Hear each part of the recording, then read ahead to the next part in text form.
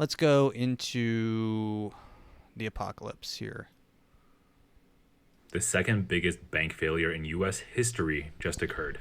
In the span of just a few short days, Silicon Valley Bank closed down and was taken over by the U.S. FDIC. Before the collapse, it used to be the U.S.'s 16th largest. Sorry, I forgot to play the news music. We are in the news segment. Okay, we got past the story time segment. We are now entering the news segment. So, bank failure. This guy explains it pretty well, so that's why I grabbed him. And this guy usually explains things pretty well. And was taken over by the U.S. FDIC. Before the collapse, it used to be the U.S.'s 16th largest bank, and it had over $200 billion in assets as of last year. $200 billion in assets wiped out. This is the single largest U.S. financial institution to fail since the height of the financial crisis almost 15 years ago. 2008, so baby. what actually happened, and how did we get here? It all started this past Wednesday when Silicon Valley Bank announced that it sold a bunch of securities at a loss, and it would sell another $2.25 billion in shares in order to shore up its finances. Now, this caused quite the panic because if the bank already has enough money to cover everyone's deposits, why would they need to raise more money? And the simple answer is that they didn't, which caused a bank run. As you might have guessed from the name, Silicon Valley Bank has a lot of tech startups that use it. And when the Wednesday news broke... So a bank run is when everyone hears bad news about either the economy or, I guess, in this case, the bank itself. It's not... They obviously don't have enough to pay the people the money that's in the bank, which I always thought was weird. Like, hey, so the bank, this is like a Seinfeld sketch or something. It's got to be. It's like, so you take the money, but you do not hold the money. Seinfeld, when he,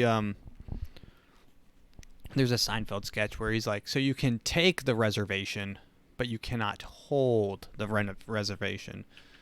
Seinfeld reservation bit. This is what I like. So this is it's for car reservations, not a restaurant.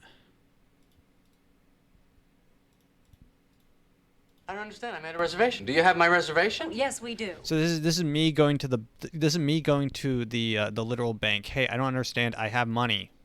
I'm sorry, we have no midsize available at the moment. Sorry, we have no money here. I don't understand. I made a reservation. Do you have my I don't understand. I made a deposit. Reservation? Yes, we do. Unfortunately, we ran out of cars. Unfortunately, we ran out of money. But the reservation keeps the car here. That's why you have the reservation. I mean, it's a perfect analogy. I'll just let it play. You're probably smart enough to understand the analogy, I hope. I don't understand. I made a reservation. Do you have my reservation? Yes, we do. Unfortunately, we ran out of cars. But the reservation keeps the car here. That's why you have the reservation. I know why we have reservations. I don't think you do. I don't think you understand. I understand why we have banks. Oh, I don't think you do. Where's the money? If you did, I'd have a car. See, you know how to take the reservation, you just don't know how to hold the reservation. Yeah, and of course.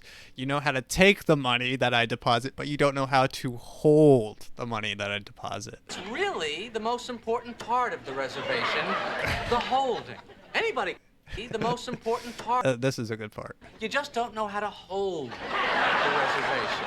And that's really the most important part of the reservation, the holding. Anybody can just take them. Let me speak with my supervisor. This is Silicon Valley talking with literally no one. And then it goes in the scene. She goes and talks to her manager, and it's just her talking nonsense behind a glass window. But yeah, no. So that's the Silicon Valley collapse. Apparently the 16th. I've never heard of them, but apparently the 16th largest bank in America. Does it spell good news for the real estate market? I expect my phone calls to be more difficult